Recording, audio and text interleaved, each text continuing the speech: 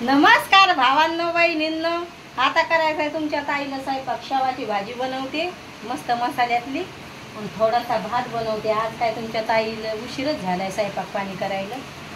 दुकानात जावं लागलं, मला आपलं शेवाचं पाकिट संपलं होतं तर मी आता दुकानातून आले. संभार पण नव्हता आपल्याला तर संभार गिंबार घेऊन आले आणि मेकअप काहीच नाही केला. लई गरमी व्हायला लागली आणि बाहेर पाऊस चालू आहे भावांनो बहिणींनो. पाऊस चालू असून गरमी होती इकडं. आता बाल्कनीत कपडे टाकलेत तर ते सुकत नाही, तर आता म्हणलं जाऊ द्या तिकडं, आपण घ्यावा व्हिडिओ काढून. आणि छकुलं हिच्या पप्पाने एवढं खायला घेऊन आले. काल थोडंसं बरं वाटलं तर मग सफरचंद घेऊन आले, डाळिंब आले घेऊन, चिक्कू आणले. तरी ही पोरगी आमची काहीच खात नाही, लय परेशान करते ती आम्हाला. म्हणजे ताप आणण्यानं आता बरं आता घरातले आता ते सगळे थोडे थोडे आता बरे झाले. तर छकुल म्हणलं खाय म्हणलं बाळा, तर ती नाही करते. आता तुमच्या ताईला घरातले कामं आता संपलेत. आता करायचं आहे मला स्वयंपाक.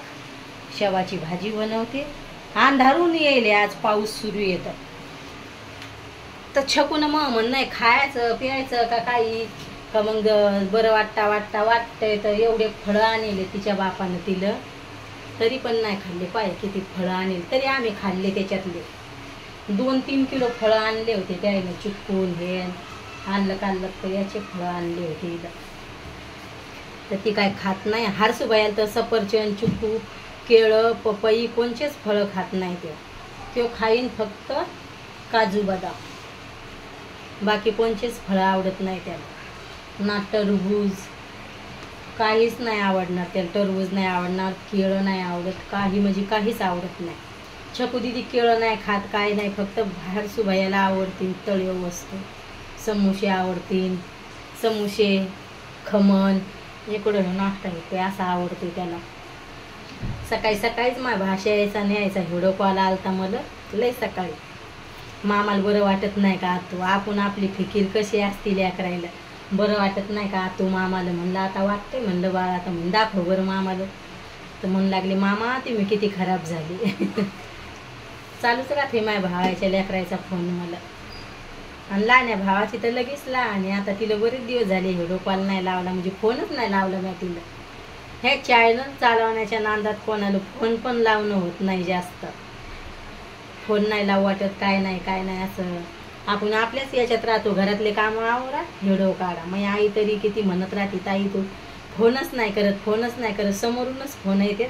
सकाळी माझ्या भाऊजाईचा फोन आलता, मग रेखाचा फोन आला, तिचा साधा कॉल आलता. मग लेकराईने व्हिडिओ कॉल लावला, तू मामा दाखव असं राहते लेकराईचं. लय बोलते मा भाषा एकच आहे, एकुलता एकच आहे. लय लाजाळू, लय लाजतोय. थोडंसंच काहीतरी बोलतंय बाजूला होते. लहान आहे ना ग दीदी, किती छोटा आहे तो, त्याला लय लाज वाटते. बोलतच नाही. आपण कधी फोन लावला तर थोडं बोलतोय, जास्त नाही बोलत. ये ना तू कधी येते एवढंच बोलते. माझ्या लहान्या भावाची लहान आहे पण लय बोलती ती. मला म्हणते आ तू नाही आली ग म्हणून मी चालले माझ्या घरी, अशी करती. तिला जायचं राहते पण ती मला म्हणते तू नाही आली म्हणून मी चालले तू माझ्या घरी, अशी करते आमची नाव. आता लगेच मसाला काढून घ्यावा, भाजून घ्यावा लागन मला लगेच.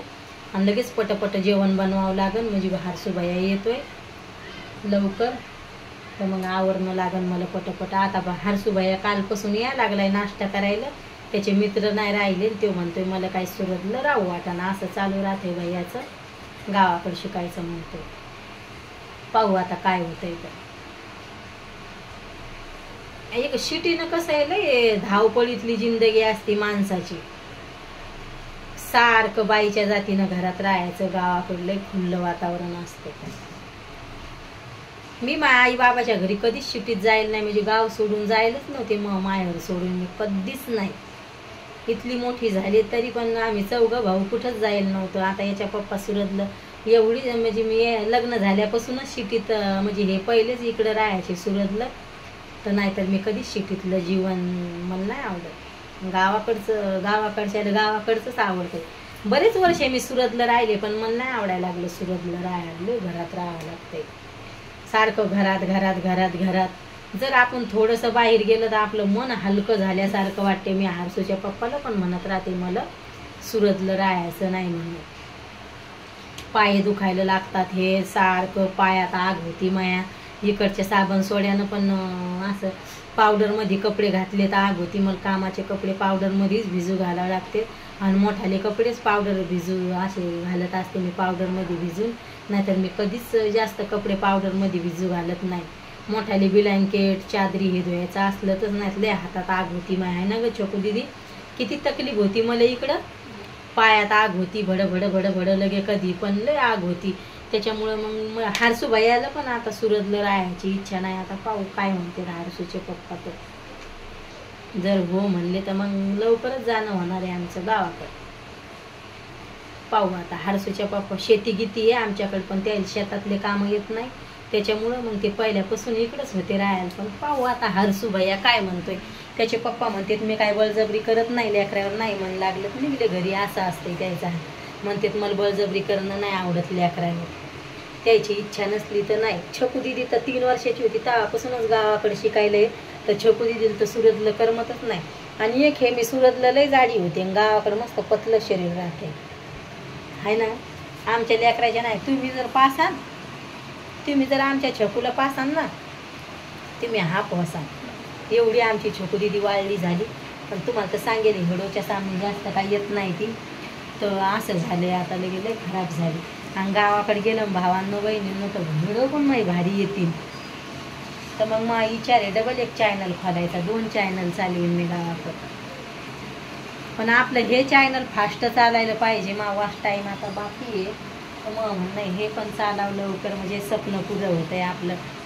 असं इथली मेहनत केली तर मग असं बरं वाटतंय आपलं चॅनल फास्ट चाललं तर मनाला सकून वाटते. पण असं पण मी चॅनल कशासाठी खोलेले भावांनो बहिणीनं घरातला काम करायचं आणि चॅनलमध्ये थोडा टाईमपास होते. आणि मग भाऊ बहिणी लय भारी भारी कमेंट करते छान छान लय भारी वाटते. घरातला परिवार बिमारातला काळजी घ्या ताई. किती ओळख झाली पहा बरं आता आपले किती नातं तयार झाले भावाचं बहिणीचं. पहिलं कोणीच ओळखत नव्हतं तर लय भारी वाटते भावांनो बहिणींनो. मला सगळे भाऊ बहिणी लय भारी भेटले तर आपली यूट्यूब फॅमिली त्याच्यामुळं. आणि किती तुम्ही चॅनलला सपोर्ट करता तर मनापासून भावांनो बहिणींनो धन्यवाद तुमचा. बाय भावांनो बहिणींनो. भेटते उद्याच्या व्हिडिओमध्ये.